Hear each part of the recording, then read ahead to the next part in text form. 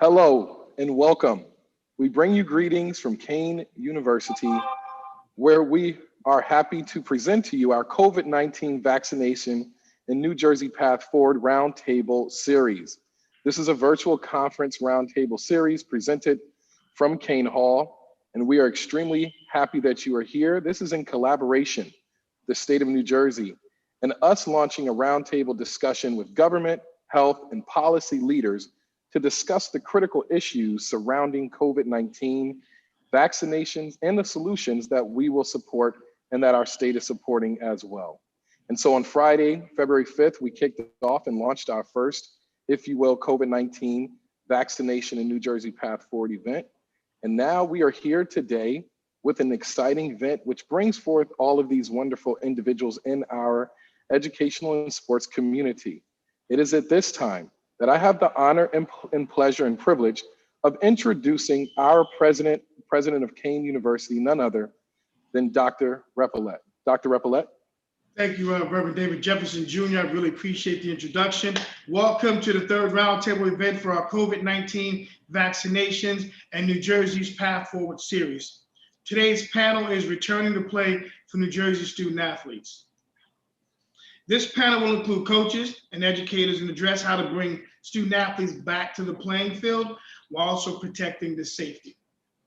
I welcome everyone who is watching this panel virtually today, both those in our Kean University community and those from around the state of New Jersey. So many viewers, these issues matter and we're all part of the solution. So thank you for being here. I am so grateful to our distinguished speakers, led by Assemblyman Benji Wimbledon, who represents the 35th Legislative District and is the Recreation Coordinator for Patterson Public Schools and the head football coach for Hackensack High School. Dr. Margaret, AKA Meg Fisher, world-renowned pediatric infectious disease consultant and advisor to New Jersey Department of Health Commissioner Judy Perticelli. Colleen Mcguire, COO, the New Jersey Interscholastic Athletic Association. Mr. Barris Grant of Hillside High School as the 2019 Lou Retino High School Football Coach of the Year. Welcome, Coach. Kelly Williams, our Athletic Director, Kean University. We have Denise Wojcik, Director of Sports Medicine for Kean University. We have Leo Cruz, our football student athlete from Kean University. We have Emily Brett Schneider, who are women's lacrosse student athlete at Kean University. And we also have our moderator, Reverend David Jefferson Jr., who is a counselor and advisor in the Passport program to our students here at Kean University. He will guide our conversation this morning. Reverend DJ, a dynamic ministerial motivation speaker and radio producer and host. His contributions have been duly noted by his many mentors. David has held on to his vowed lineage responsibility of giving back to the community that has supported him throughout his career. With this lineup, you can see I'm extremely excited. I am a big athletics guy as well, so I am looking forward to this conversation. When we established this series of roundtables, our vision was that we wanted to have the tough but important conversations about the state's path forward through this pandemic. The single most important conversation we must have is about vaccines. We all know that there are many New Jerseyans out there who are eager to receive one of the available vaccines and are frustrated by the wait. So their turn is coming, so please be patient with us. We also know that many are people out there, particularly those in communities of color, who have a lot of mistrust and apprehension about receiving a vaccine. Those concerns are real and very real and very understandable given events in the history of this nation. But we must move forward from this to ensure that we have a safe environment. As a former principal superintendent, without question, my number one concern was the mental and physical well-being of our students, and particularly our student athletes. Without question, all of our students who are experiencing different phases and forms to adjust and respond to the pandemic, whether social and emotional, whether it's financial. Our goal here at Kean University is to to create initiatives such as these roundtables as services to our students, their families, and to the community we serve. We therefore are speaking with our student athletes to better understand some of the challenges, and you hear more about that from Denise and Kelly today and some of our student athletes. I recently joined together with 5 other college presidents of color in New Jersey to issue a joint statement encouraging everyone to get vaccinated when they are eligible. We felt it was important to send a clear message. Now is not the time. Now is the time for facts and science, not fear. At Kean University, we considered our responsibility to respond to the call of action to educate, inform, engage, and participate in the response to the crisis that is affecting every facet of our nation's well-being.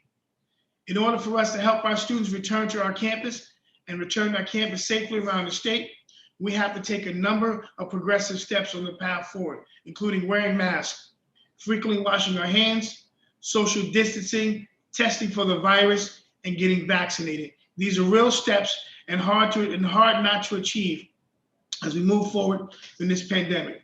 Lastly, let me share one of my favorite quotes that put this country's current situation and Kean's initiatives in context. Vince Lombardi said, "The measure of who we are is not what we do with what we have." At Kean, we have the moral obligation and community responsibility and other valuable resources to do work with stakeholders across the spectrum to move forward out of this pandemic, and we need to have to do.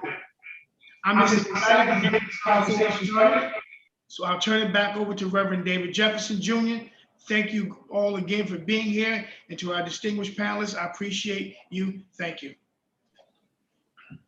Thank you so much, Mr. President.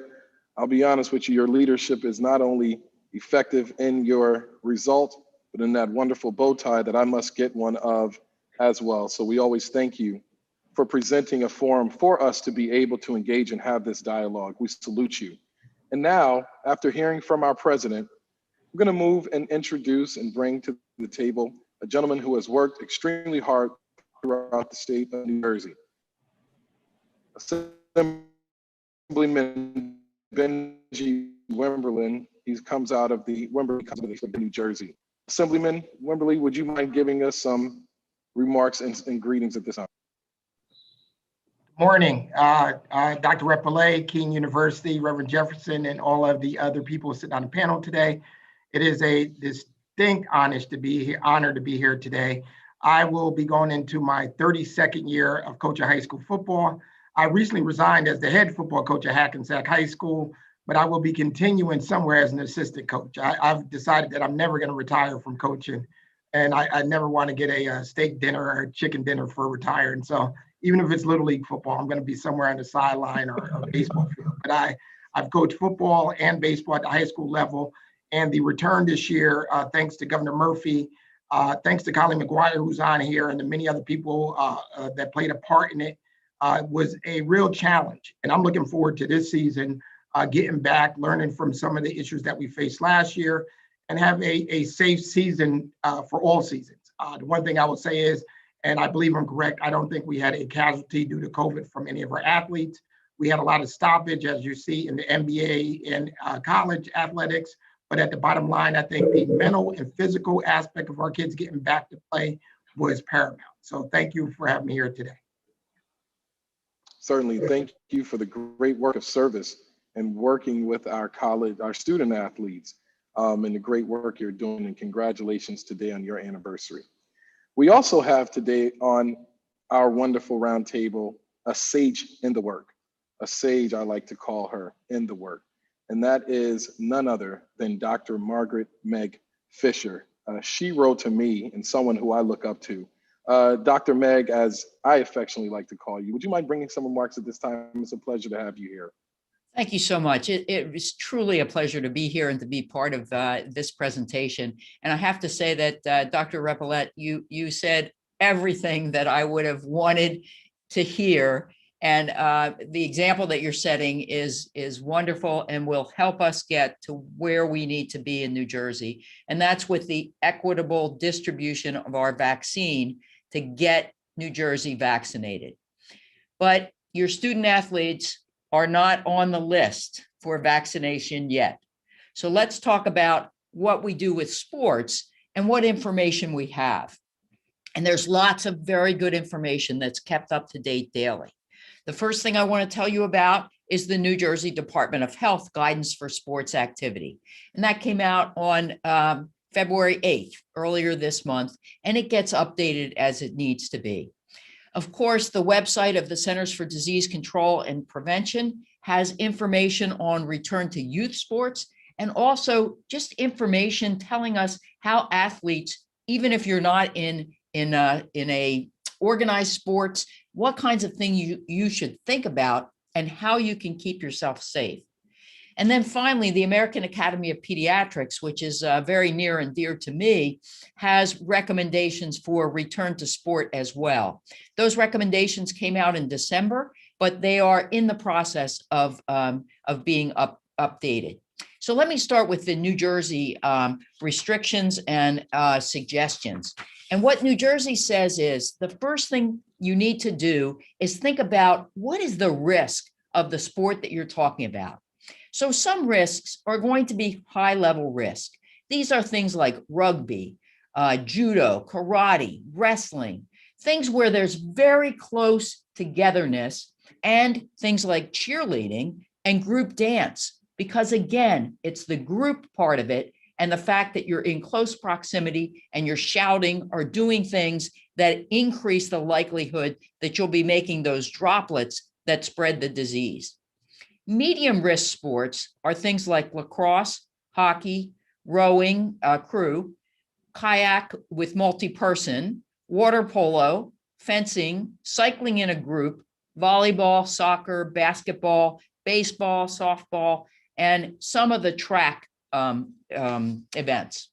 And then low risks are those sports that you can really essentially do alone. So things like archery, shooting, individual running events, not where you're running as a group, but that individual running event. Lots of the things in track, equestrian, jumping, weightlifting, skiing, snowboarding, tennis, if it's individual tennis, and more of the individual things like individual dance, cross country, where you aren't on top of each other. And then interestingly enough, badminton goes under a low risk sport. So I was surprised to see badminton at all, but there we go. And I probably have now offended someone who plays badminton. So please, I withdraw that comment before I even said it. So what do we want people to do? Well, you need to make a plan. You need to make a plan about how you're going to be able to restart sports. And one of the major things to do is to talk to your local health department and collaborate with them, because they know how much disease is in your community and exactly what you need to do to mitigate the risks of starting. You want to try to keep cohorts of athletes. So don't gather the whole team if you can do it as a cohort and diminish the chances that people will be in close contact. Things like training events, skills events, those things should be done as much as possible with people 6 feet apart. So that distancing is important, and mask wearing is important. People should be wearing masks at all times, except when they're doing high intensity activity. So we see lots of times where the masks are down on the chin, or they're on the arm, or they're somewhere where they're not doing the trick. The mask, to be effective, has to cover both the nose and the mouth. And it should be a tight fit as much as it can. And those masks really need to be worn by everyone, especially coaches. The coaches, you all need to set that example. You need to be wearing the mask, ensuring that your players are 6 feet apart as much as possible, and trying to limit the amount of things that are shared. Limit, there's no more of these big water things where everybody drinks out of the same water. Keep the stuff separate. As much as possible, have the athlete have their own equipment. If this raises equity issues, then we need to find ways that we can ensure that all our athletes have the ability to get what they need in order to be able to play. But we should try, if we can, to avoid sharing as much as possible. We also want to avoid extra people in the gym or wherever the practice is. Obviously, outside is safer than inside, but you can't play basketball in the middle of winter in a snowstorm outside. So we have to be practical and think about how we can limit the risks. Limiting spectators is important. Now, I'm excited because I have a nephew by choice who plays basketball, and I'm finally able to watch him play. He's a senior in high school. So I'm happy to see those restrictions of visitors lighten up a bit, but we need to be very careful with visitors. Visitors have to wear masks. They should wash their hands. They should be seated only in the area where they can stay 6 feet away from everyone else. And right now it's restricted to 2 spectators per senior athlete. And of course, that's going to vary depending on where you are and what the situation is. Now, we need to make sure everyone knows what to do when you're sick. And that's simple. Stay home. If you have a contact of a person who's known to be COVID positive, stay home for that isolation period, for that quarantine period, until it's clear that you're not going to be infected. So it's very important that coaches know these rules and that all of the athletes are aware of these rules. A very important thing is what the athlete does off the field. So we need them not to gather in groups, not to have parties, not to go to bars for the college athletes. Try to do things that are going to limit the chances that you will be exposed, because if you get sick, you've exposed your whole team. Now you're out for a certain number of weeks during the season. So I think those are pretty much the guidelines for the moment. And I'm going to try to limit my time so that we have a robust discussion at the end. And just again, where can you go to get this information? New Jersey Department of Health, the Centers for Disease Control and Prevention, and the American Academy of Pediatrics. And you'll see there's a little difference in some of the recommendations, but they all really push on the 3 major things. Physical distance, keep that 6 feet apart as much as you can. Wear a mask as often as you can.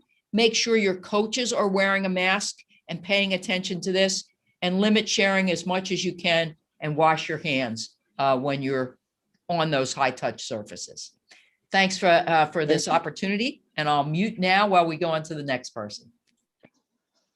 Well, I want to say thank you, Dr. Meg, because everything you said was so crucial and important to really set the foundation for our discussion today, which moves us to another great individual within our state who is really situated and doing amazing work and has had her hands full.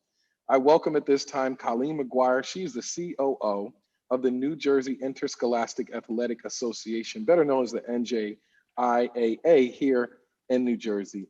Colleen, how are you? And if you could bring us some insight and remarks at this time. Great, thank you. Thank you. Dr. Fisher, that is a tough act to follow, but I'm glad you took care of all the health considerations regarding sports, and I can just talk about teenagers and what we went through.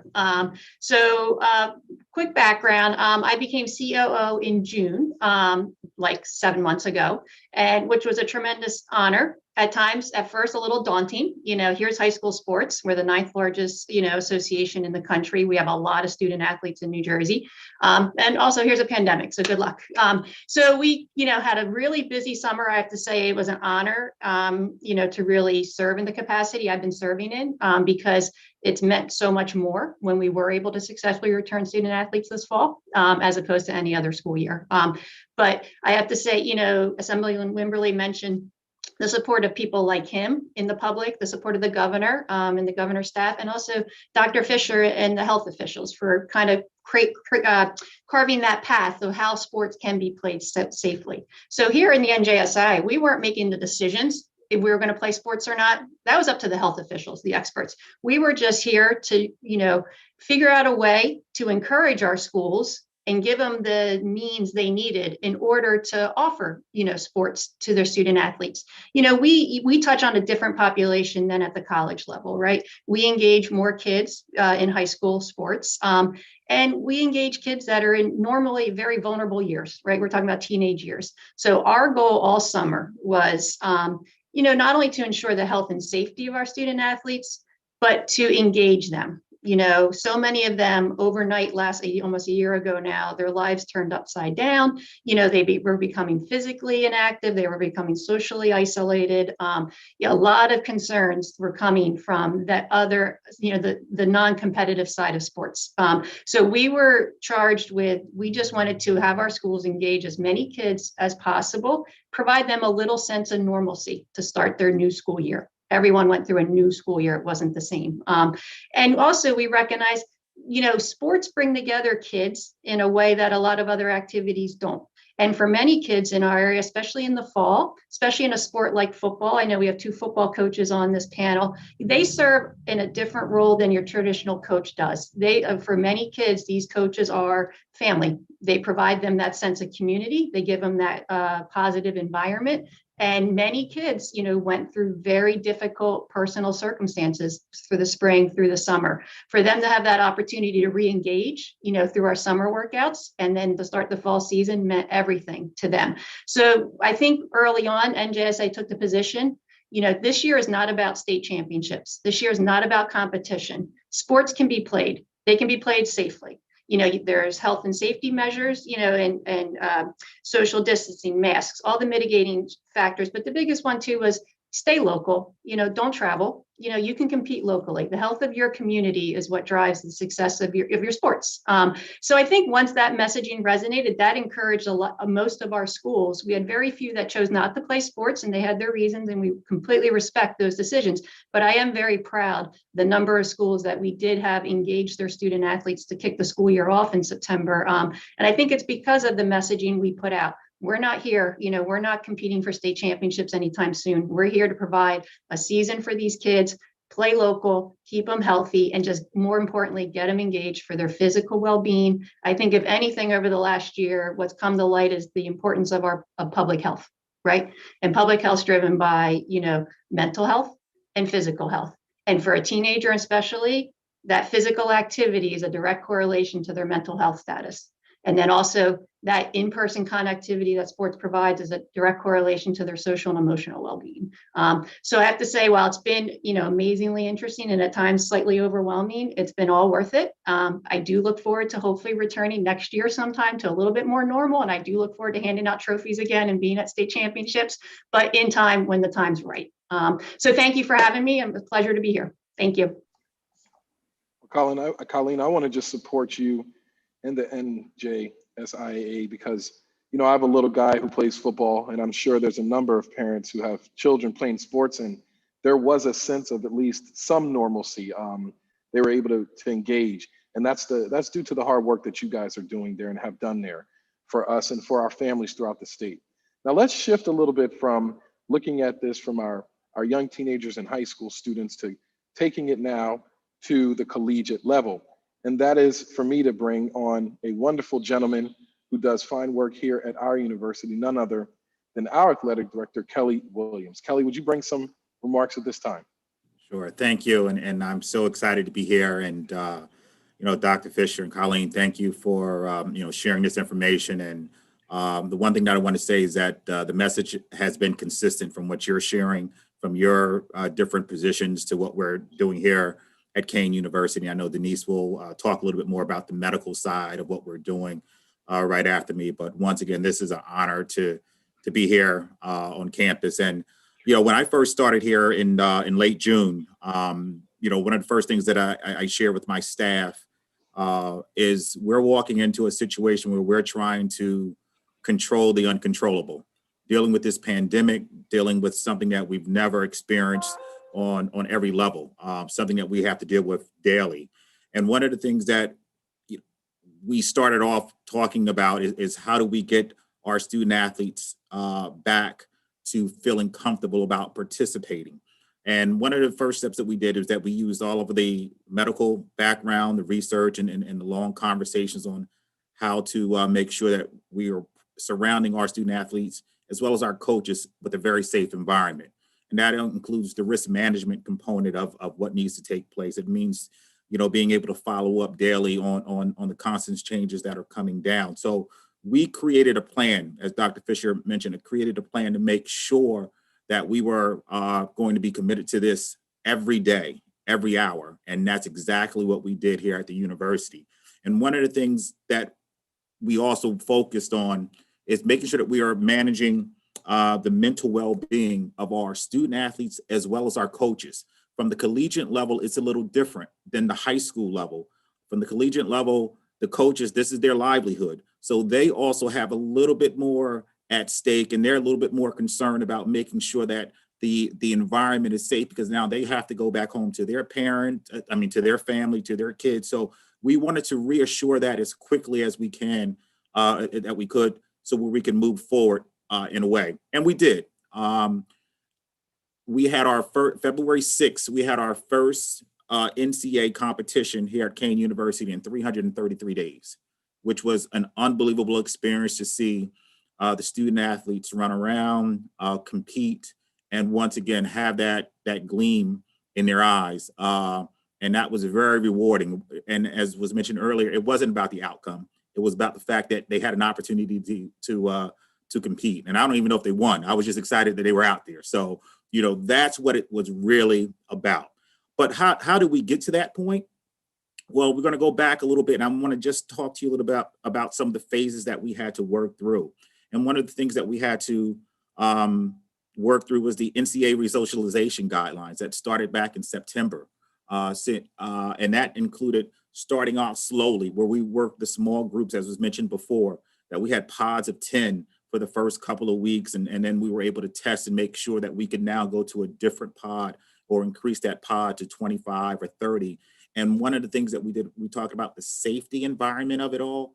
Denise made sure that we did not get to the maximum number. We stayed at 25 or 30. We could have got up to 50, but that was all, once again, part of our plan to make sure that everyone stayed as safe as possible. So once that happened, we wanted to make sure that within those pods that we limit contact. We didn't have a lot of contact drills. And this is important to share because we still may be in that same process coming in the summer or fall. So we limited our contact drills. We limited share equipment, as was shared as well a little earlier, and we made sure that we had proper sanitation. And once again, these are all steps to ensure that the coaches, the student athletes, the individuals that were involved, that we were adhering to a safe environment for everyone. And then as things continue to get better from month after month, we've had that conversation, as I said, from the NCAA, as well as from our conference, saying that, listen, we're not going to have any outside competition until January 21st. So that gave us a little bit more time to increase our safety protocols and make sure that everyone was well on board and make sure that everyone was following the proper procedures, prior to going home for Thanksgiving and for the holidays. And then January comes around, and now we're looking at phase 2, where competition and NCAA conference play is now going to be part of what's going to take place in 2021. And as a result of that, and where we are as of right now, we are managing 14 sports at this moment and trying to have an abbreviated season. Are you ready for this? In 90 days. So just imagine how much planning and how much organization and how much structure needs to be in place in regards with the consistent messaging. And we're doing an unbelievable job as an administrative team, and as well as student athletes, as well as coaches, making sure that that safety message is a daily conversation throughout our department. So as we move forward, we talk about having these games and going on with NCAA competition within the next 90 days. We also are dealing with organizing and setting up the facilities. As was mentioned, we have several indoor sports. So we have to take into consideration the risk management component of making sure that the seats and the setup is 6 feet apart as far as team sitting. There's a protocol in place when students and visiting teams enter Kean University, where they have to go to a designated area. We have no locker rooms here on the college level. So we haven't used locker rooms since last year. So once again, we are adjusting, and we're doing an unbelievable job of being able to kind of manage that. And as of right now, yes, we have had a couple of teams and individuals that had to take a I guess, the separation as they go through their protocols. But for the most part, we are doing an unbelievable job in making sure that everyone is staying safe and as possible. And then the next layer ultimately is just dealing with transportation. So the transportation, now that we have teams traveling, going back and forth, now there's the guidelines of how many individuals you can have on a bus. You can't eat, you can't drink on a bus as well. So all of these points all have to be in sync, and we're doing, once again, just an unbelievable job of being able to make sure that we keep the safety and the well-being of our student athletes and our coaches, and more importantly, obviously, based upon the guidelines of the university. So these are all the steps that are taking place. That's a little different in all the different variables that we're dealing with, but I'm so excited to say that, as was shared by Dr. Fisher and Colleen, that the message on every level has been consistent of making sure that the overall goal is that we are dotting our I's and crossing our T's as it relates to the safety and the well-being of our student athletes, our coaches, and more importantly, just making sure that they have an opportunity, and the importance of just seeing teammates run around and practice. And it has done wonders for the morale of the students as well as the coaches. So I'm extremely excited to be a part of trying to manage trying to manage a very challenging time, but I think we're all going to be better from this experience on so many levels. And I'm so excited, for our student athletes to have an opportunity to compete and our coaches to be connected with their students during these challenging times. And then just my last point that I just want to share, and I want us to make sure that we continue to have this dialogue even more, because one of the things that from some of our assessments from talking to our student athletes and being around them is that we understand some of their challenges that they're dealing with. And I think they'll share with you as well some of the stresses that they're dealing with, the financial concerns, the anxiety, the depressions, all of those things, because they're trying to figure it out. And not to mention the academic performance that they're trying to balance while they're going through all of this. So as an institution and with the support of Dr. Repollet, we're building other, we're trying to fill those gaps and making sure that these students have resources that they're going to need, not just for these next 3 months or 4 months, but for the entire time that they're a Kean athletic student.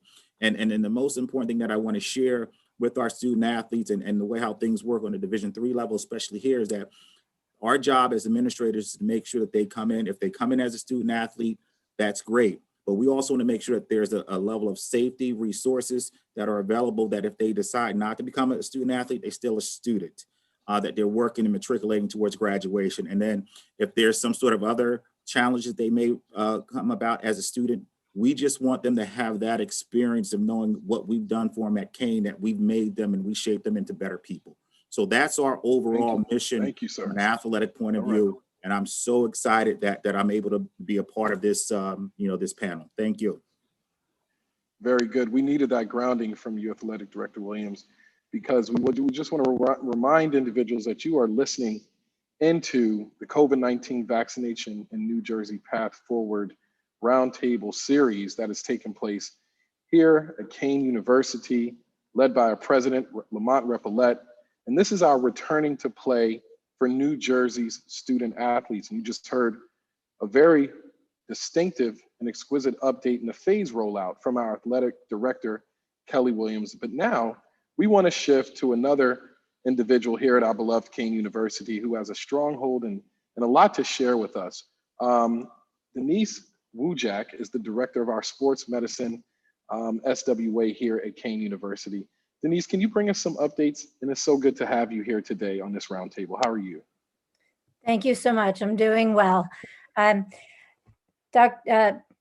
Director Williams was just talking about how 330 days was the lapse in between our last game and our first game this year. And I was an athletic trainer the 330 days prior. And then I was an athletic trainer for that first game, and it felt great to tape an ankle again. But in between there was a huge change in the landscape of my job and my responsibilities. So we left in March, not knowing what was going to happen. We wound up being gone for a lot longer than any of us thought. I spent the rest of that semester trying to deal with the mental well-being of everybody, making sure they were okay. We had senior athletes who just had their seasons shut down and weren't coming back.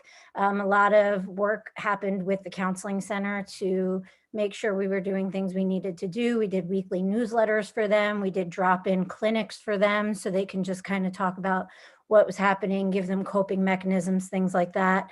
And then after we got through the semester, we realized this wasn't going away anytime soon. So that's when I started to become very competent in COVID education. So I did all the education I needed to do to become a contact tracer. So I could help the university with anything they needed from a contact tracing perspective.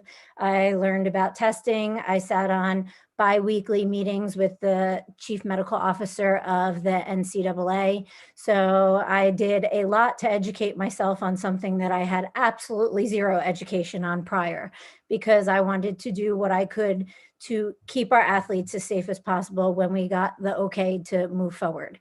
So we worked through all of that. We did rehab and injury evaluations online, which was not something we ever did before. Real hard to evaluate an injury without being able to actually do a hands-on assessment, but we figured out ways to do that. Anything we could do to keep things as normal as we could for our student athletes. But I want to thank Dr. Fisher, because you did not throw anything out at me that I haven't thought about. So I appreciate that very much. It didn't add to my checklist of things I need to fix. So we are working to do everything we can from a student athlete perspective to keep them as safe as we can as we go through this process. We just completed our weekly testing and we had 0 positive cases. So that is absolutely amazing. And I am really, really excited about that. I don't have to do contact tracing, which is the best part about that. But the student athletes have been wonderful. They all signed a pledge that they have adhered to, and it's no social gatherings. You know, you're doing what you need to do to keep yourself and your team safe. They do daily screenings. They have to come in, get temperature checks, their pulse ox readings. They show us our campus clear. They have to get wristbands to get cleared for the day. Then they do testing weekly. And we are very fortunate at Kean University. Dr. Repollet is very much about making sure the athletes are as safe as possible. So we are actually testing above the recommendations of the NCAA. So we're making sure that our athletes are as safe as they can be. So we're doing testing weekly on every single athlete, even those that don't require testing at all by the NCAA. And like I said, my staff and I are all involved in the contact tracing efforts to make sure that we're mitigating risk and keeping everybody as safe as we can. We have return to play protocols that we follow. So if a student athlete tests positive, they all have to go through a 7-day return to play protocol to make sure cardiovascularly there are no issues before they're back on the field able to participate with their team again. So like I said, the student athletes have been amazing. They come in, they do everything that's required of them. They're wearing their masks, they're staying socially distant, they're doing what they need to do to have their season. And that's what this is all about. So all of the stress and anxiety that I've had to get them to this point has been so worth it to see them out there playing, and just so excited to be together as a team again. Thank you, Denise, for that. And I want to tell you, you do not look like what you've been through.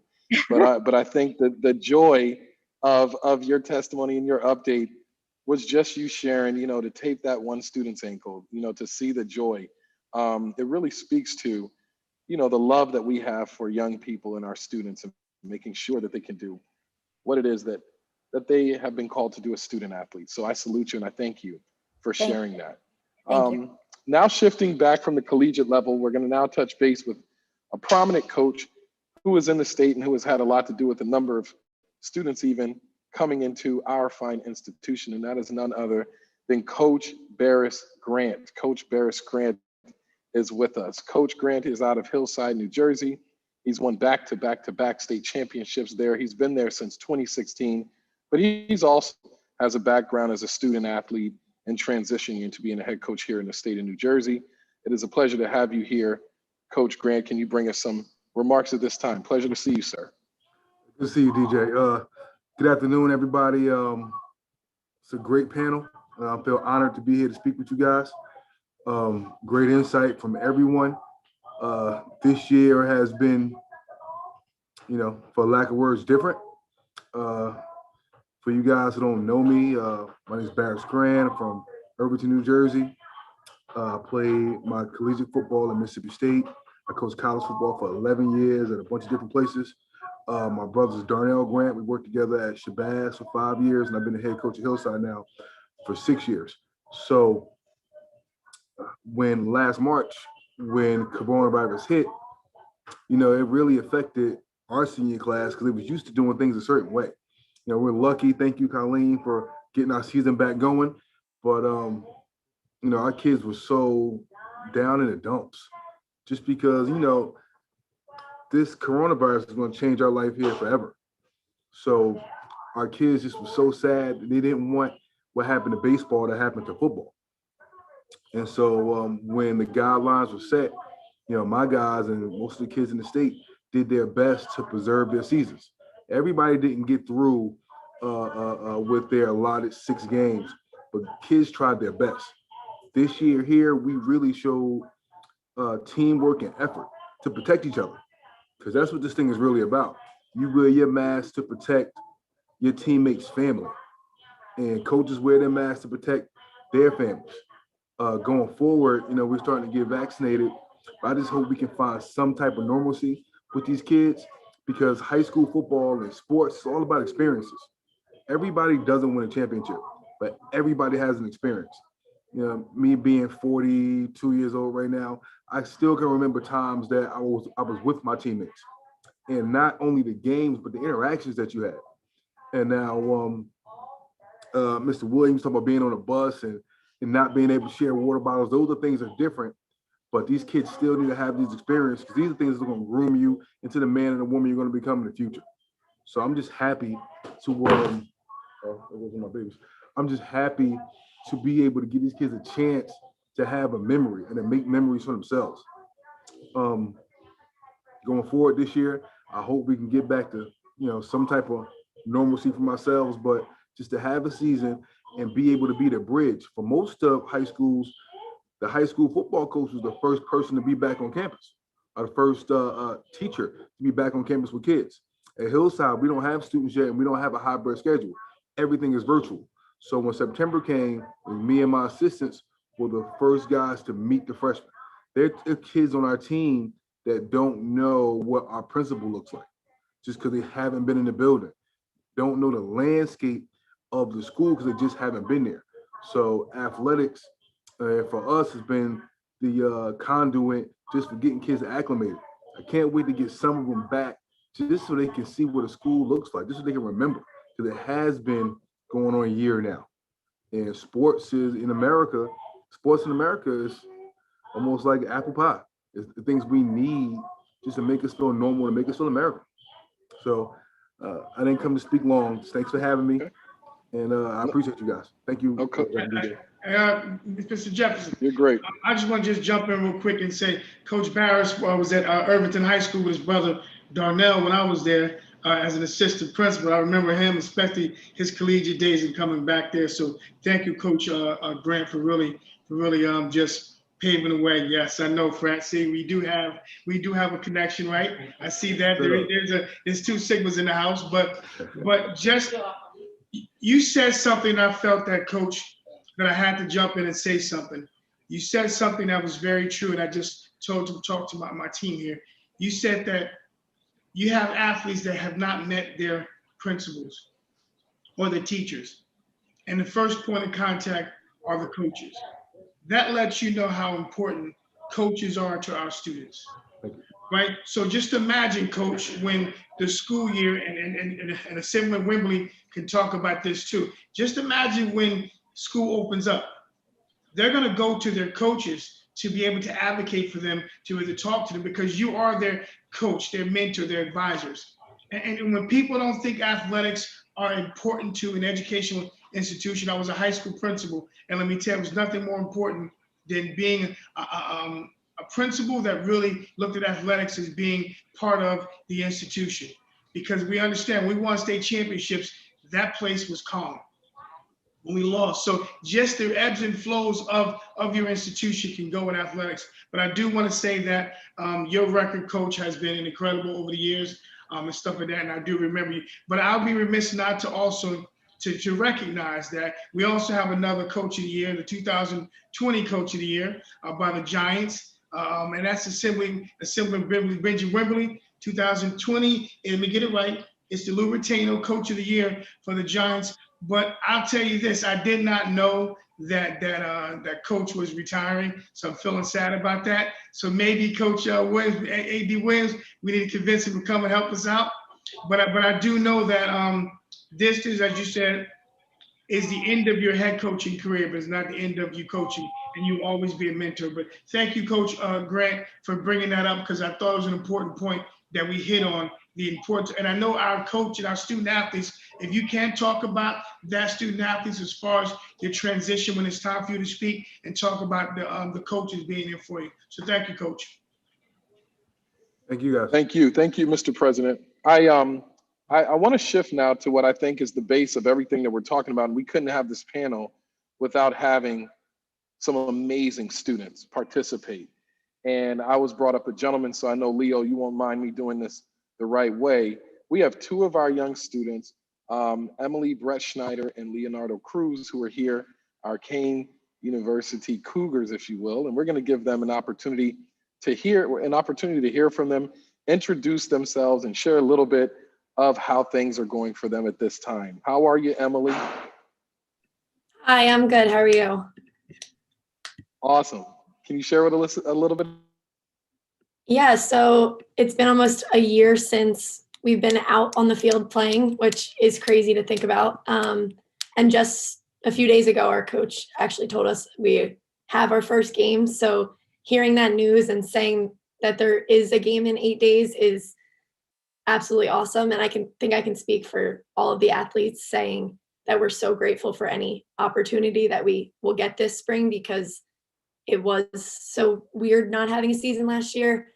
I think personally, one of the hardest things was going through the fall with that motivation that we weren't playing for anything. Like, we were practicing in hopes that we would have a spring, but we were not sure what was going to happen.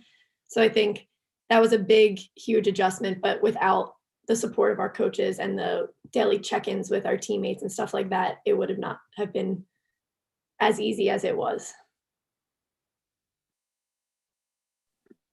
Thank you so much, Emily. And I'm going to come back to you because there's a lot to glean from you. Let everyone know what sport you play as well, if you don't mind. I want to ground folks in that. I actually am a member of the women's soccer and lacrosse team. A dual athlete here, one of our finest student athletes. Thank you so much, Em. All right, now moving on, there's a gentleman here, another one of our great students, and a young man who's doing amazing work as a student athlete, Leonardo Cruz. They call him Leo for short, like the lion. Leo, can you give us a little bit of an update on you and how things have been for you as a student athlete here at Kean University? So first, I just want to say it's an honor to be on this panel, and thank you for allowing me to be here. And personally, COVID since before has been pretty rough for me. One, I did test positive for it in November. It was crazy enough. It was as soon as I left campus, I got symptoms, and then I tested positive. So it's crazy enough that I didn't get it while I was here. I got it when I was home. But it was rough, you know. It was kind of rough because it's just that contact. I play football, so we all know, especially Coach Grant knows that camaraderie between your team is not so much in practice. It's not so much in the games. It'll be in the lunchroom. It'll be in the locker room, things like that.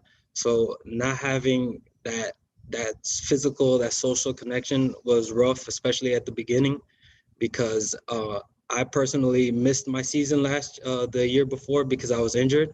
So then starting lifts in January last year I felt amazing. It was great. And then March we had to shut down. And then when I found out we didn't have a season, it was really rough for me because it would have been 2 years. I'm going on 2 years without playing. And then once we got into the fall, we got a little bit of the normalcy because we got to do workouts, even though it was in group pods. It was still, I got to still be around my coaches. I still got to be around some of my players. And one thing that we did do coming into January when we did start is we made a commitment. Like I can truly tell you that as my team, we made a commitment to take care of each other and to not do the things that we needed to do, that we shouldn't do, because like I said, a lot of us, we love football. We love our sport. We love what we do. So we wouldn't jeopardize that for a party. We wouldn't jeopardize that to be with someone. We wouldn't jeopardize that to just be in a crowd. So we police each other, and we do a really good job of just controlling that and just staying away and just getting ready, because next week we have our first game scrimmage, and then the following week we got our first game, thanks to, all the support that we get. So we just got to do our own part, and hopefully we can finish the season strong. Thank you so much, Leo. And Leo, you really, you grounded something. There's a key theme here, a thread that's come through from, everyone we've interviewed starting out, and even to the leadership of our president, which is family. Our students are centered around our families. And so President Repollet, is there anything you would want to ask before I kick off here our particular questions? I know that you've been attentive here, and I don't know if there's anything that you may want to inquire about from any of our panelists before I kick off at this time, sir. No, it's not anything I want to inquire about. I just want to really talk about the work we did here at Kean University. It really was 3 guiding principles during the year was safety, equity, and academic excellence. And to listen to Leo and to listen to Emily talk about, as you said, being together as a family, but being responsible, right? I think taking responsibility. I think each and every one of us, we have these protocols, we have these standards in place, and they're as good as the individuals that are adhering to those standards and protocols. So we could have done all the work, and I say that we had less than 100 positive cases on our campus last year with our student athletes, and we've had 3 testing cycles. That's over 1,000 students tested over the last, since this semester, and only 1 positive. So that means that our students are taking it serious. And for Leo to say what you just did just warmed my heart, because you guys are taking it serious, and this is your moment, your time. And for the athletes to blow it because they're going beyond our pledge and breaking their pledge, then shame on you, and sad for that team, because everyone signed the pledge, a commitment to do what is right, to make sure that you don't endanger yourself or you endanger your coaches, because our adults, they have to go back home, right? And it's sad to hear, Leo, that you indicated that you got COVID outside of the campus, but I'm happy to hear that we put together this bubble on campus. And so thank you very much. And I can't wait to go and participate and see you guys in the sports this semester, because to me, that says that we've done our job. And I want to thank Kelly, and I want to thank Denise and their team and their staff for really, being stewards of this COVID. So thank you guys. And I look forward to sports being back and kids on this campus. Thank you, Mr. President. I want to circle back now to just a few key questions, and it's really centered off of us getting to know a little bit more on how you all in your leadership roles were able to handle some of the challenges that came about here. And it's oftentimes speaking about challenges help us grow in assessing them. So I want to start with Assemblyman Wimberly. If you can share with me and with us as a group, what would you say is one of the single biggest obstacles in carving out what we will see with this new normal in light of COVID, and what it has, what has happened and what has been happening, and how in the coming months you've been able to oversee it and facilitate it as it relates to sports and sports with families in your community? I think one is, and it's been touched upon, is the discipline of the student athletes and the coaches. to remain vigilant, to still understand you still have to wash your hands, you still have to stay socially distant, you still have to wear a mask. These are things I don't think we could take for granted. And at some point, in particularly, continually getting tested, when needed, as often. Like Leo, I end up getting COVID. I end up, getting COVID, and, thank God it was, a mild case of COVID, and I was fine. And I get my second shot today. So I'm actually headed out in a few minutes to get my second shot. So I think we have to encourage, when student athletes and coaches are available to get their shot, that there is no, I'm a big believer in Dr. Fauci. If Dr. Fauci and Barack Obama and all these guys said this shot is good, it's good to go. So I'm going to get my second shot today. And unfortunately, through this time of the pandemic, I've lost some, really close friends and family members. So this is nothing to play with. I don't think anybody should ease up. I don't think anybody should take for granted. Everywhere I go, I have a mask on. I'm a crazy hand washer already. So I just think we have to remain disciplined and vigilant. Thank you so much. I'm going to share that same question with Dr. Meg. Dr. Meg, you grounded us extensively in the CDC guidelines and the rules that we should be following. But I just want to know from your perspective, obstacle and challenge. What do you see as we've been engaging in this time? What have you seen as an obstacle or challenge that you've been able to overcome that could speak some encouragement with our listeners on today?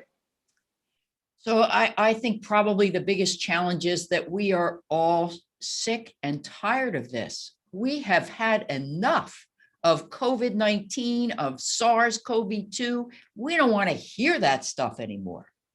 But just when we think things are okay, we had our big outbreak here in New Jersey back in March and April. Things went down in May. Things look great over the summer. Everybody's excited. And then bam, we get the second wave. And we got a huge increase in cases, well over what we saw back in April. But fortunately, we were better able to take care of people. And then we got a little sloppy on the holidays, and we saw again big surges in disease. Now it looks like we're starting to come down again. And what do we have now? We have these variants. And honestly, we don't know what's going to happen with these variants. So I think the biggest thing is we're all tired of this. The second thing is changing information. People talk about being confused. It's not really that they're confused. It's that we have new and different information every day. So people aren't changing their minds. They're reacting to new information. And this makes it very hard on people because we don't like those new guidelines every 5 minutes. We'd prefer to really, know what's going on. So those are my thoughts. Wow, amazing thoughts. And I hope that the audience is really gleaming from the wisdom that's being shared today, because it can loosen out the anxiety just to be clear on what the top level is sharing out. And you're right, a lot of times when things are changing, ever changing, it's tough to get scheduled. And so I want to share that same question with Colleen, particularly from the state of New Jersey. I know things change constantly, but you guys have done a great job of rolling out and allowing for our students to be able to have some type of normalcy. But Colleen, we oftentimes don't speak about, what has been the challenge and overcoming it. Can you share from your personal perspective what that has looked like for you and how you've been able to kind of overcome some of these challenges that have been presented from your role? Yes, gladly. I think I'm fortunate in that my professional life and my personal life are right now one and the same. I do have, my oldest is a high school student athlete. She's a sophomore in high school. And then I also have an 8th grader and a 6th grader. So I feel like firsthand I'm going through what these teenagers are going through with them. So I think it brings a lot of empathy to my conversations here around the office. I think the biggest challenge is, while it's been amazing, the opportunities our schools have been able to provide our student athletes, many many have had dealt with setbacks just because of the health of their community, not necessarily the health of their team.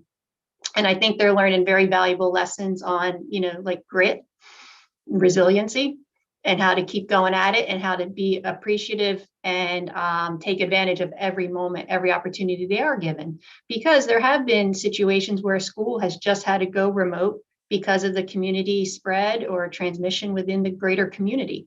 No one on their team's directly sick. No one in their immediate families on that team are directly impacted. However, for the greater whole of the community, they've had to sideline some teams, and some in the fall. It was tough for some of these kids to understand. But we're not, we're doing everything we can. Like Leo talked about, we're committed. We're not going out to parties. We're keeping each other healthy. We're trying to just go to school, go to practice, and stay healthy. But they still were sidelined. So I think from a mental health perspective for these teenagers to try to, wrap their head around, that's not fair. But nothing right now is fair to anyone, and that's where the role of the coach comes in. Because I give all the credit in the world to, we've had, some successful football teams that played 4 to 5 games that went through 2 different shutdowns throughout their season.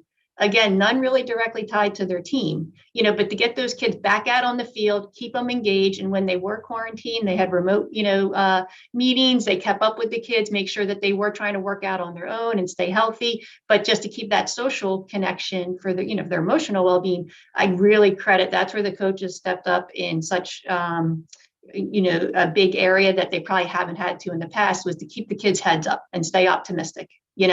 Don't worry, this is just a minor setback. We still have, more ahead of us.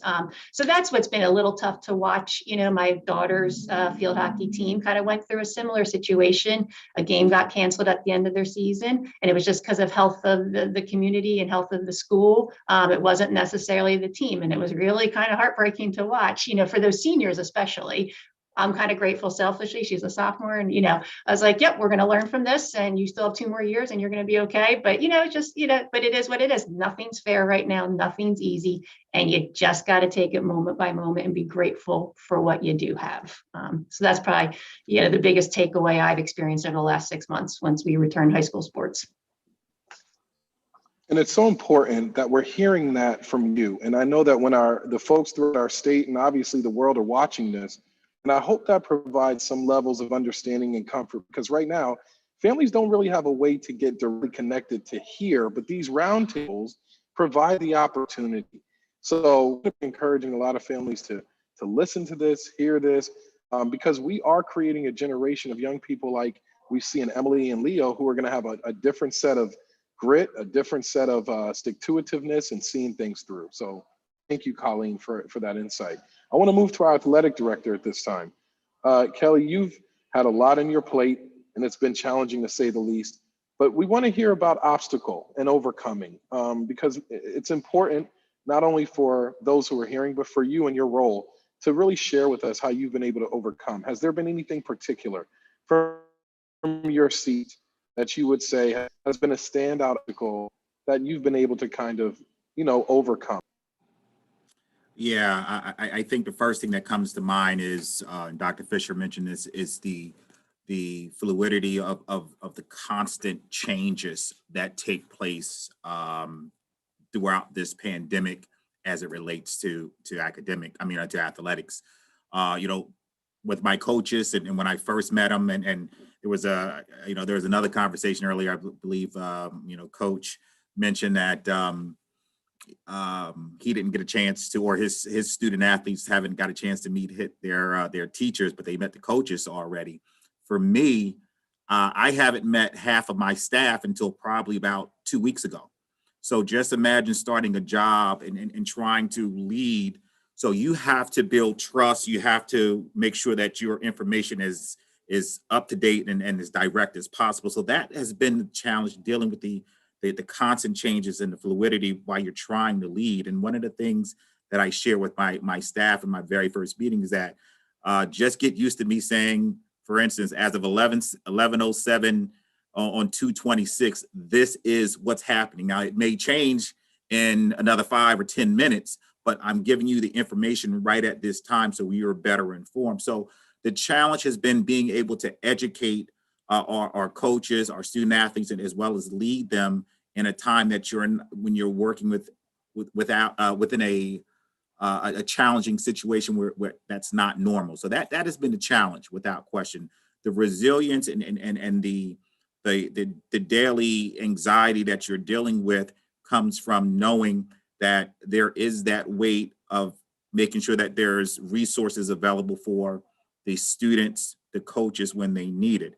I am also a father that has a student that's in college, and he's a college athlete. So I share Leo and I share Emily's concerns, because I want to make sure that everybody else is doing their part where he is. Same way I want everyone to do their part here at Kean University. So once again, I would say the challenge is being able to be flexible, but also try to find ways to educate our staff, our coaches through all the different challenges and the fluidity of what's taking place with this pandemic within athletics.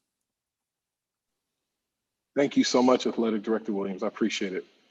Denise, the question is there for you as well. We want to hear from you regarding obstacle and overcoming obstacle, and what that has looked like for you in your role during this COVID period. I agree with everybody else, the ever-changing information and having to adjust and adapt.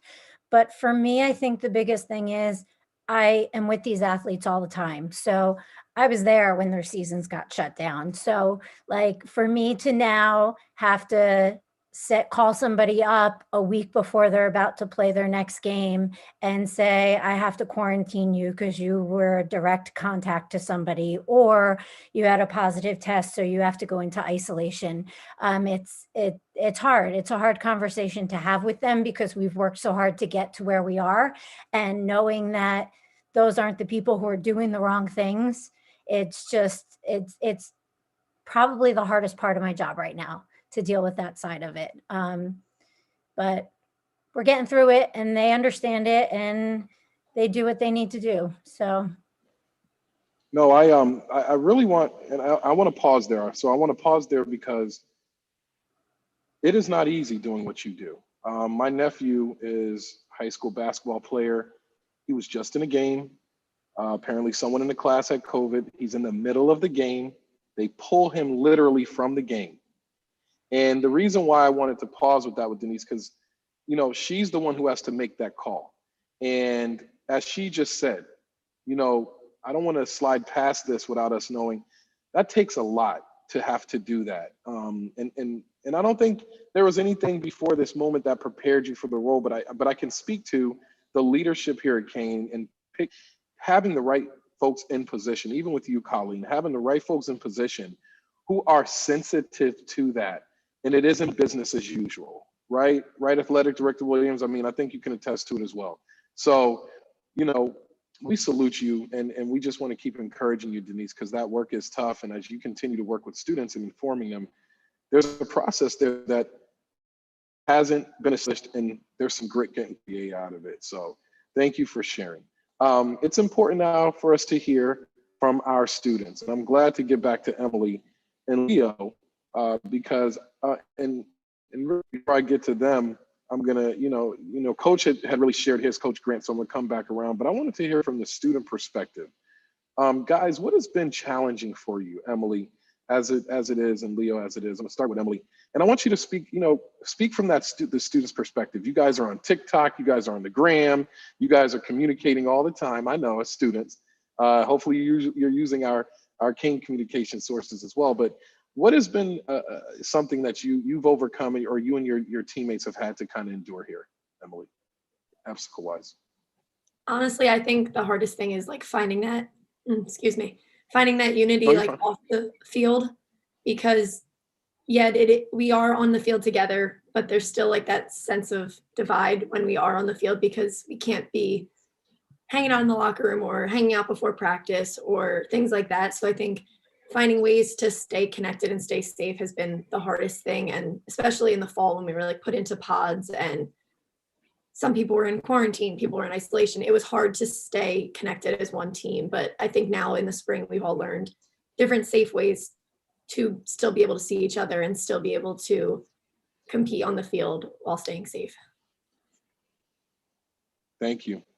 Leo, what about you? Some obstacles that you've had to overcome? Just piggybacking off of just Emily said, is just that not being around your teammates, not being able to, like, personally during the fall, I had to quarantine twice with 3 days in between. So I had about I didn't see outside for the whole month of September, beginning of October. I was indoors the whole time. So yeah, but as crazy as I was going in my dorm room, I had every 2 days, I had one of my coaches hit me up. Every other day, I had one of my teammates hit me up. I don't own a game system, and one of my teammates came and dropped off a old Xbox in front of the dorm. So that real team camaraderie. That my team, we believe in family. Forget about me, I love you. There's so many more I can go on, but we wouldn't be able to have a meeting. So. But those are just few things that we go through and that we actually believe in. So that's why we also believe in my brother's keeper. So that same mentality is, if I know you're doing something you're not supposed to, I'm going to check you. So we've had times where we've had to tell teammates, oh, don't do that. And we've also had times where teammates just back each other up. Come on, we got to do the right thing. We got to because everything is going to March 13th when we have our first game, and that's all we really are focused on. And if that's what we really want, then we have to do X, Y, and Z to do that. So just that challenge of the mental aspect of, oh, I'm not around my teammates, that camaraderie, that has been the most challenging part of this whole thing. Thank you. And I want to take that then to this level with Coach Barris Grant. Coach, you deal with high school young men, and that means you're dealing with families as well. I know we've talked personally offline, but what has been your obstacle from your level as it relates to this COVID and dealing with students and dealing with student athletes? Well, I think the biggest hurdle for high school athletics is access to testing. It's a trickle-down effect. So you think about the NBA and the NFL, those guys get tested daily. On the high school level, you're not going to get tested until you have symptoms. And so our student athletes fill out a questionnaire every day, but it still goes back to accountability and having our kids be consistent. We're on a bottom level. So in my program, we have 19 guys on full scholarship right now over the last 5 years. And we have another 20 guys that's in college now too, for a total of 39.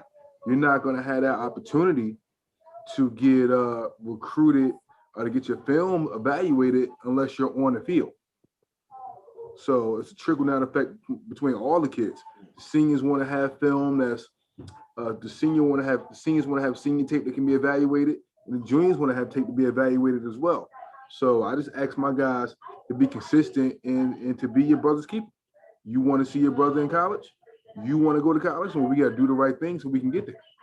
That's the only concern I have. But we just don't test like the pros, or we don't test like the colleges. So we have to be disciplined in the way we operate in our procedures. And so, Coach Grant, that kind of segues as well. As many of you know, we open up this forum to viewer questions. And I think it's a wonderful segue there, because we had a viewer who has come in from our live stream on YouTube with a question for our panelists. So we're going to segue there and open up now at this time off of exactly what Coach Grant just touched on. And the question that has come today from one of our viewers on our live stream reads as such: organizations such as the NFL have named COVID-19 very well. What can universities learn from professional sports to support of amateur athletes at colleges? I'm going to repeat that because I think a number of you can touch on it.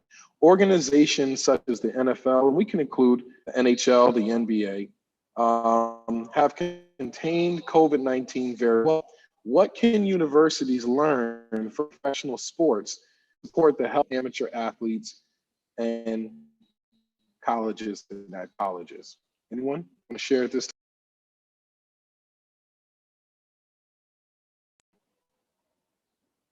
Feel free to share if you have a response. I'll start off, if you don't mind. I know I'm not sure if I'm having a little bit of a technical difficulty, but I think the first challenge or the first step is to make sure that you identify the individuals that are going to be committed to participating within the Ncaa or within your university. One of the things that we did at Kean is that we also gave students an opportunity to opt out. So you have to be all in or all out to make sure that you're not messing up Emily's chances or Leo's chances to move forward. On the NBA and on the professional level, they're committed because of their because it's a professional, they have a job. For these students, I think the first step is that we have to identify what student athletes want to be committed to this process, that we gave them an opportunity to opt out and we gave them the guidelines to follow up. So then the next step, when they talk with their head coach or when they talk with the Denise, they already understand the guidelines and regulations. And I think that's the first step in regards of at least having the individual know and be educated about what they're getting ready to get themselves into from a university point of view. Very good. Thank you. Dr. Meg? Sure, thanks. Just make a couple comments. I think Coach Grant is right about the testing.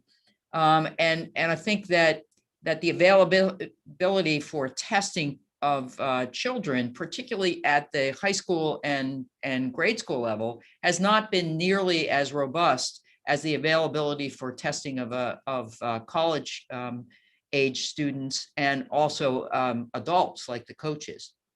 So there has been some reluctance of getting people tested or some challenge in getting people tested. And I think we're doing better in New Jersey, and we do now have more availability, but again, it's not equally distributed. So there definitely are going to be some of your athletes who can't get to those testing and can't always have difficulty following things. So then they end up having to quarantine for a little bit longer, or they end up, unfortunately, like Leo did, they just get off one quarantine and then they go back into another quarantine. So that can be especially difficult. The other thing I think that we learned from the major sports teams is they didn't have an easy time of it at the beginning. And I think we all heard so many times of so many teams shut down because of activity off the field. And I think, the fact that some of your teams going to be very committed and some of your teams maybe not quite as committed, it makes it even more challenging for your athletes. And I think at Kean, you're just doing a terrific job, and I want to really compliment you and your athletes because that's who's making the difference. Thanks, Dr. Meg. Would anyone else like to share? I can repeat the question if needed. This question is centered around how can we learn from professional sports and supporting the health of our amateur athletes at colleges and universities. Hey, Denise, can you jump in on that, Denise? Because you have done a phenomenal job in regards to just keeping our athletes safe. Please, so this is the chance for you to talk and brag a little about yourself. Tell them what committee you sit on nationally that allows Kean to have a seat at the table and allow for you to have pro athletes learn from you and what you're doing. So this is the time for you not to be humble. This is the time for you to actually talk about yourself. Because if you're not, plus as we head to Women's History Month, you might as well start to be able to show how phenomenal you are. Okay, Denise? Okay, thank you, Dr. Reppolette. So I am a member of the NCAA COVID-19 task force. We sit on bi-weekly meetings. So I am with the top people dealing with COVID-19, from the chief medical officer, the NCAA, to all different medical professionals who are involved in making the major decisions. So it's actually pretty interesting because I get information prior to when the CDC publishes stuff. So it's been enlightening, and there actually is research out there. So CDC has changed their quarantine guidelines and they've decreased them. And it's not because of professional sports. It's actually because the NCAA provided data to the CDC that shows when people are testing positive within their state of quarantine. So the NCAA has so much data available that they're actually bringing it to the CDC, and the CDC is changing stuff because of college sports, not professional sports. So it's been a very interesting process. I'll hear it, and then a week later it actually is published. I'm like, oh, okay, he said it was probably going to come out, and it comes out. So even different guidelines for, they had guidelines for cardiovascular issues with athletes post-COVID. And initially, every athlete had to go and get a whole cardiovascular screening done. And then based on data from the NCAA, they did more research, and now they go through a protocol. And I would love for Leo to talk a little bit about that protocol, because I think that it might be harder than some practices, but they all do have to go through a 7-day protocol that is established from the weekly meetings that I've been on with the NCAA. So I am definitely learning different things every week, and it's interesting because I think that the college level is actually teaching us more because we have so many more athletes and getting so much more data. Leo, you want to talk about the return protocol? Yeah, so it's 7 wonderful days of working out with you guys. It's the first day is the most deceiving day. It's a nice 30-minute bike ride on a bike machine. Then the next day, I think it was the elliptical. It's the elliptical. After that, following it's a walk on the uphill treadmill. Then it's the run on the treadmill. Then there's followed by 2 days. Was it 2 days of strength training? Mm-hmm. Yeah, 2 days of strength training, and then the last day was another workout. I don't remember the last. Sport-specific plyometric workout. Oh yeah, that's right. Yeah, I remember that one. Yeah. So I tell all of the athletes and the coaches that if they can get through that with a mask on, they can get through their practices with a mask on. So they are masked in every practice. They are masked in every workout in the weight room. The only time they will not have a mask on is when they're actively participating in a game. And that's per NCAA recommendation. So we are making sure they're doing what they need to do. And if they're not, they're getting in trouble for it. No, well, Denise, I told you, you are a wealth of knowledge, right? And it's my job as the president to always highlight my amazing staff. So thank you very much. We're going to wait for Reverend DJ, but I'm going to just take over the reins a little bit. I probably can't do it as the Reverend would, but I'm going to be able to step up here. But I do want to hear from Meg, though, just as we start to wrap things up, Meg. So what are some things that, bulleted points that you would give us to make sure, because we still have, as Kelly said, we have 90 days and we have 14 sports, and we're not the only ones, high school, that I would like to hear from Colleen in regards to what are some of the things that she's seeing and what are some of the takeaways. So I think it's the same things we've been stressing, from the beginning, that we're all tired of, but that we need to really continue to do. Wear the face mask. And I'm okay if you're high intensity sports, if you're in the middle of that sport, yeah, maybe you can't wear the mask. But certainly when you're in practice, particularly for those drills, you can wear the mask. And if you're on the sideline, you have to wear the mask because some of those sidelines, you can't stay that 6 feet apart. So very, very important. And please talk to your coaches. Watch, get a volunteer who can kind of watch and make sure that the coaches are playing by the game. It drives me crazy to see the coaches ripping off their masks to yell something. Yelling is the last thing we want them to do. That's making the droplets. That's spitting on people. So keep the masks on. Let the coaches really be the role models as they are for everything. We know how important coaches are to athletes, and let them, truly be the role models that we want them to be. So wear the mask, stay the 6 feet apart as much as possible. And if you're sick, stay home. I'm sure Coach Grant doesn't have that problem in regards to ripping that face mask and yelling at his players, because I know he's like a gentle giant. He's like a lion. So I don't think we're gonna have that problem, Coach. We don't have that problem with you, do we, Coach? No. We get some things need to be said stern, but you can see my eyes through the mask. You can see the mask cover my face, but you can see these eyes. Awesome. But real quick, Colleen, then I'm gonna hand it back over to Yes, Colleen. If you could just talk about exactly some of the things that you observed from a state level in regards to what type of protocols and regulations that you think that will probably remain in place for the next future, because you never know. And also, are we going to have championship sports in the spring and things of that nature? Yeah, so let's see, you got a lot of questions there. Yes, as far go backwards, spring, yes, we hope to have as normal a spring as possible. We postponed the start of our spring sports to April 1st. So that's about maybe for some sports a 3-week delay to the start of their season. We'll go a little bit later into June, but not too much later.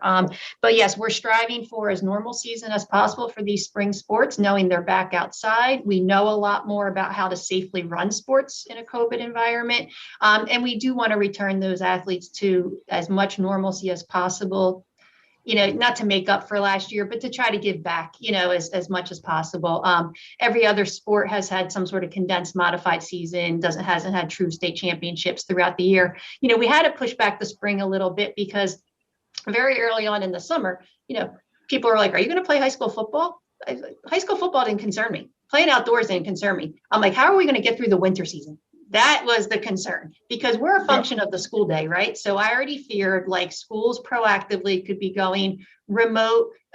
We could be having impact around the holidays and travel. And, my biggest fear was getting shut out of the winter. And, the governor, rightfully so, he, put a 4-week suspension on indoor sports activities through the holidays. But luckily we were able to get started again in January. But with that said, we run a lot of sports in New Jersey. So we had a lot of indoor sports that we needed to manage. So we kind of carved out 2 seasons from January through April 1st. So we're wrapping up basketball next week and fencing, and then bowling and ice hockey, which aren't played at schools' campuses.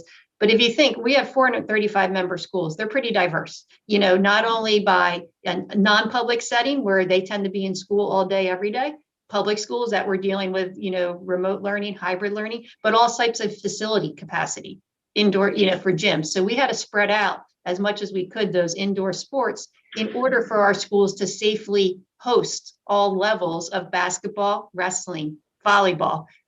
We also have gymnastics starting, but, and some high risk ones, with wrestling, so wrestling starts next week on Monday, March 1st, as basketball and fencing are wrapping up. But that was difficult to navigate how to place all those sports, again, just so those student athletes had a chance to play. It's not going to be like it was last year. It might not be a normal season, but at least you had an opportunity. So that was a big hurdle we had to deal with, was how to frame out the schedules to allow our schools to safely host all of these types of indoor sports, knowing many schools have very limited facilities.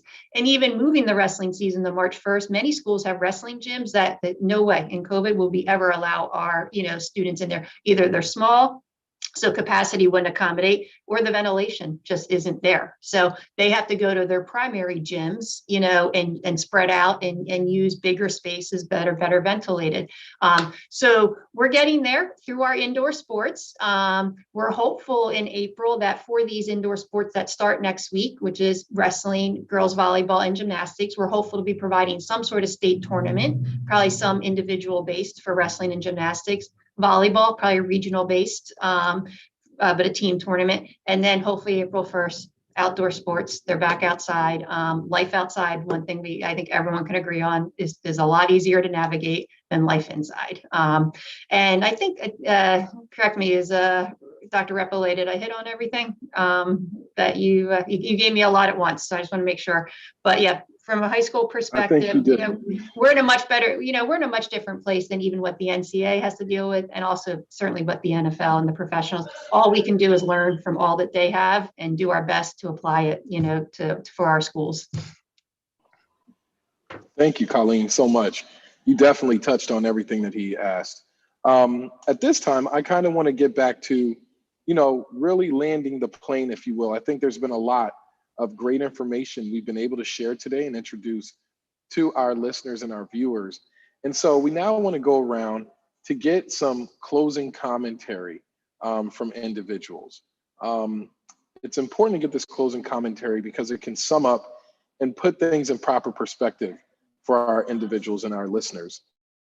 So I want to start with Assemblyman Wimberly, if you're there, sir. In closing, can you give us some closing comments on what we've talked about today and how you look moving.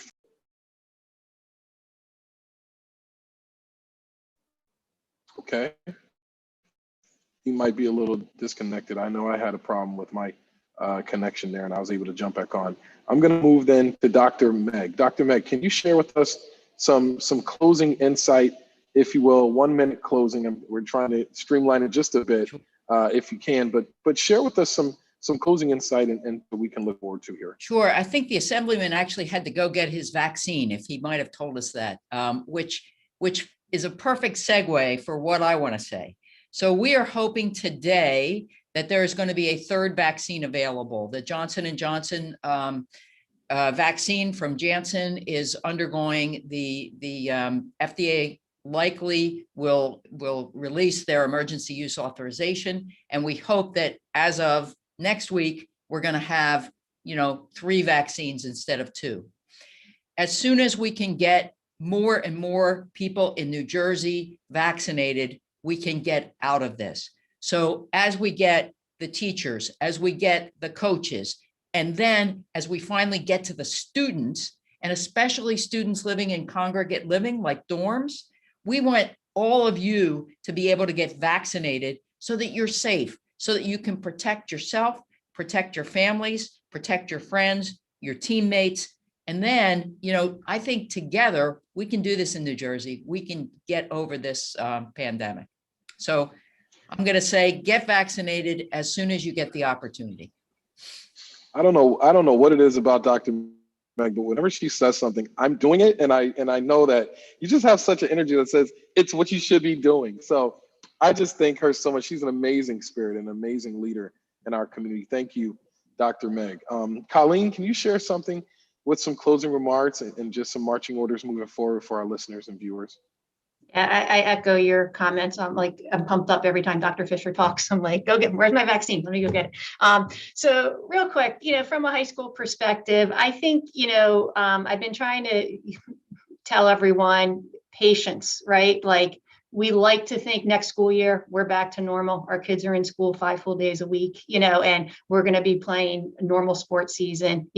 I'm not sure. I don't think, we need to always be thinking back to normal. I think there's going to be a new normal. I'm just not sure what it looks like yet. I don't think anyone does.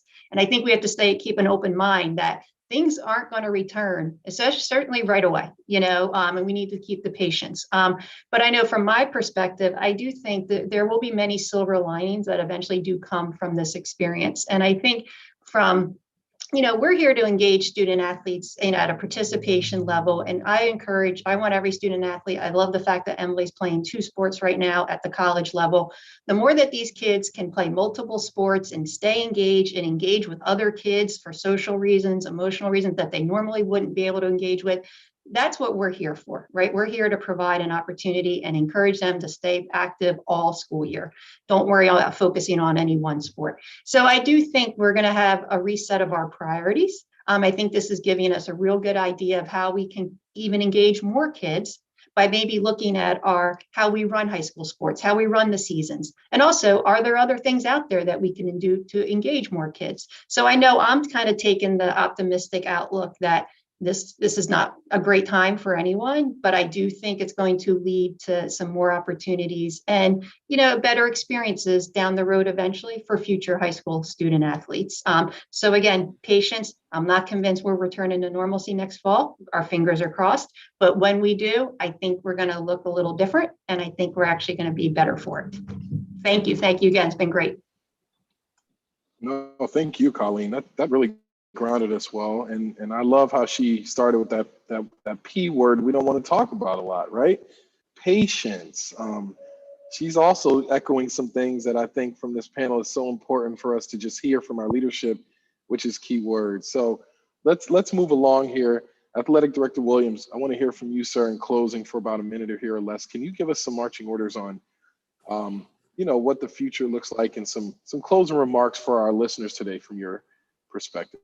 Yes, thank you. And this has been, just a unbelievable experience just to, once again, I would say, get more educated through some of these conversations and some of these topics. So once again, thank you. And it's an honor being this panel today. But one of the things that I just want to share, and I want to make sure that it's, as we move forward, is that we have to stay committed and intentional to the safety protocols that are to make sure that we are having the same message, that the message is being consistent across every level. What happens and what can happen now that, it's starting to get, the sun is out, the days are a little longer, and now an individual may want to start to relax with their protocols and their process. So that's the most important thing that I want to get across, that we still have to stay committed and we still have to be intentional in understanding that we're still working through this. And I think continuing to be accessible to the student athletes, to your staff members is a necessity, because they're still trying to figure out this process as well. So once again, stay committed, be intentional to all of the safety protocols that we're going to need to make sure we get past this. Thank you so much. Committed, stay intentional. I love it. Denise, can you give us closing remarks, if you will, from your perspective, and how we should move forward, if you will? So I think the biggest thing is looking at the big picture. I think a lot of people don't see the big picture of what's going on to allow all of this to happen. So I think those on the outside looking in need to realize the work that's going in, not just behind the scenes from the people who are instituting the testing and the contact tracing and the protocols, but also the student athletes and what they've been through in the past year, from losing their sports to now having their sports completely different. So when you see them, I think, you give them a hand, because they really have committed to it and have done what they need to do. And those who didn't want to commit to it walked away, and that's okay too.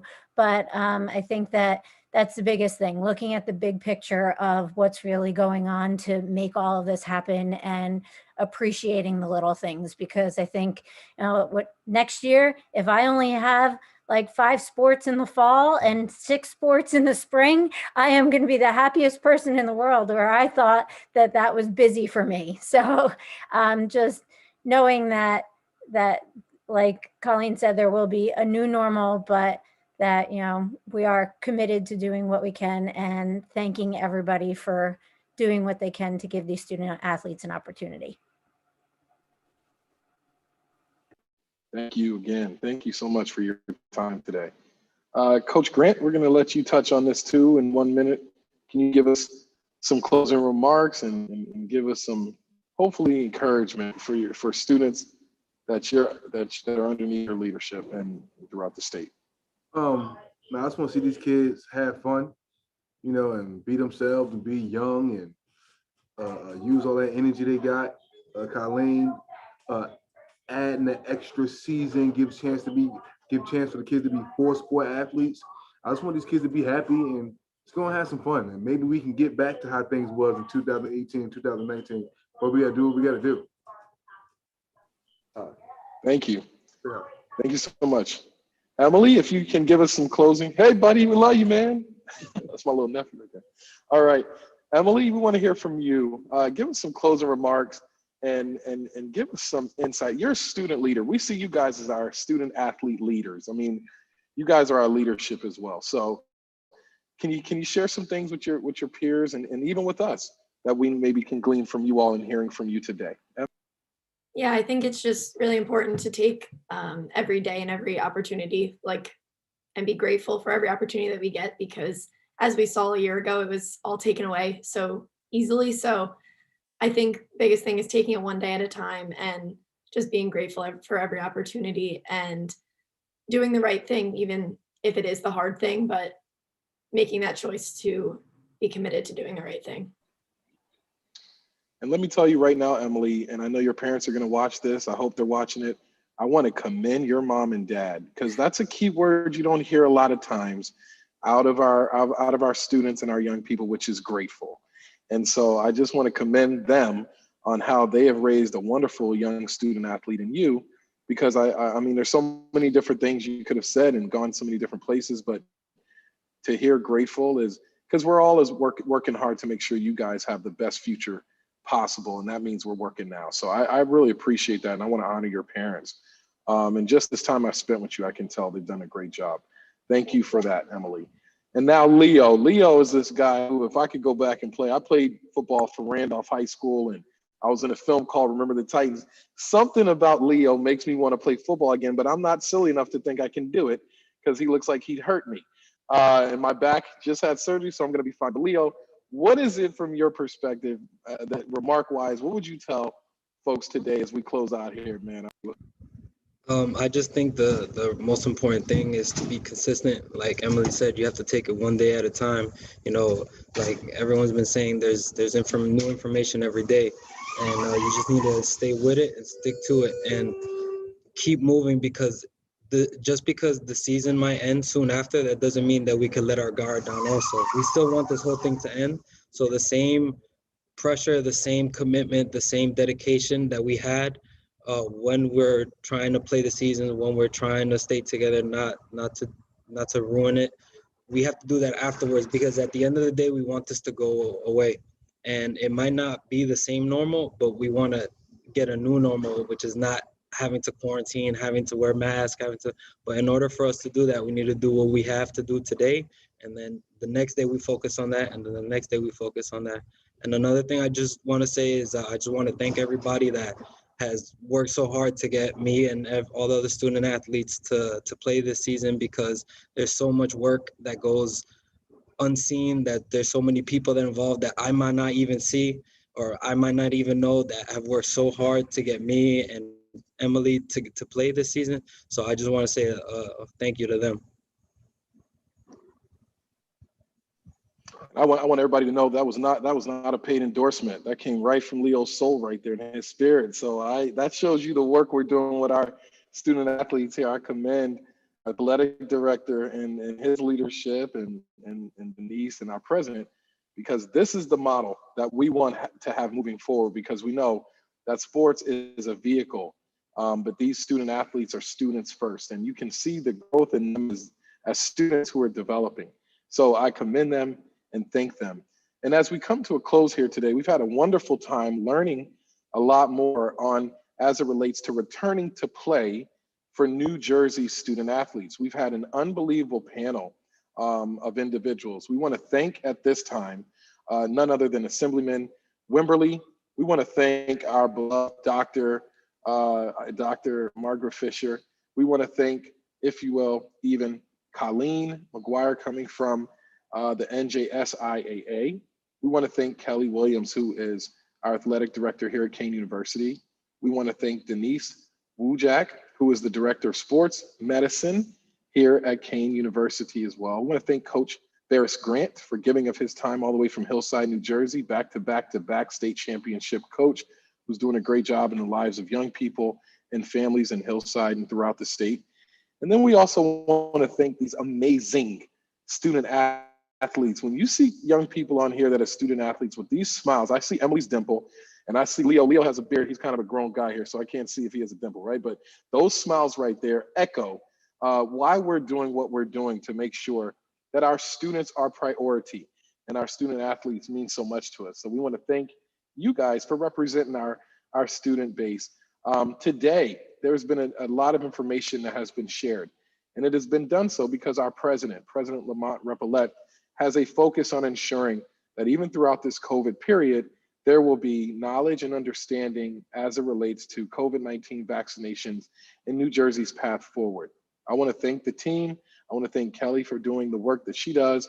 And now it is at my time in turn that I get to turn this over to a young lady who's been working hard to make sure that the work we do here can get seen by everyone in a great way.